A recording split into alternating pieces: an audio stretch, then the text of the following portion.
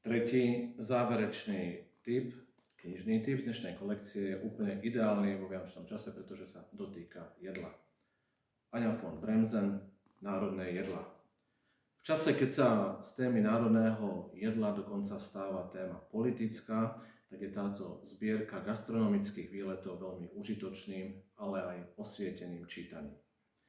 Najvýraznejším bonusom tejto knihy od autorky, ktorá sa v roku 1974 spolu s matkou stala ruskou imigrantkou Spojených štátov amerických, je jej reportážny charakter. Autorka namiesto sedenia v archívoch a knižniciach strávila po mesiaci v Paríži, v Neapole, Seville, Tokiu, mexickom meste, ale aj vo svojom istanbulskom byte. Tam stretávala dôležitých ľudí spojených s miestnym jedlom, akademikov píšucich o jedle, ale aj konkrétnych kuchárov. Popri tom áno, listovala aj v kuchárskych knihách, ovplyvňujúcich už 10 ročia miestnu kuchyňu a samozrejme predovšetkým ochutnávala lokálne gastronomické zázraky. Takto dôsledne preskúmala fenomén národného jedla. Nenápadne a úplne prirodzené sa objavujú aj ďalšie súvislosti, historické, kultúrne či dokonca politické. Jedlo je totiž oddávna viac ako iba naplnenie obyčajnej fyzickej potreby človeka. Napríklad neapolská pizza. Tá ukazuje prozaické začiatky jedného z najslávnejších jedál, ktoré dnes nájdeme a nájdete po celom svete. Ako sa zrodila pizza?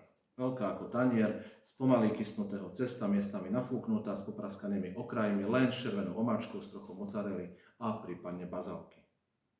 Potom sú tu príbehy japonského ramenu a španielských tapas z Andalúzie a tie sú tiež rovnako fascinujúce.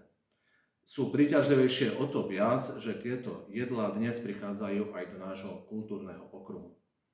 Ramen, pôvodne určený pre nasýtenie ťažko pracujúcich, sa v Japonsku zmenil na pomalý varený objekt, teraz citujem, ručne pripravovanej oddanosti.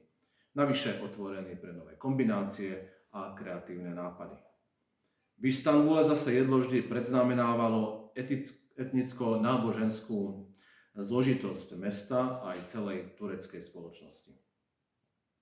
Gastronomické tradície aj v podaní tejto autorky majú prapôvodnú identitu. Fascinujú čitateľa svojou pestrosťou a spojitosťou s reálnym životom.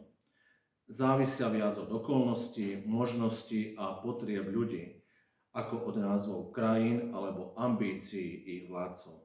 Sú na obťaž alebo na smiech, keď ich chce niekto používať či zneužívať pre vlastné ciele. Potom sa spoločné stolovanie namiesto oslavy ľudskej spriazenosti môže zmeniť na rizikový faktor konfliktov a vojen.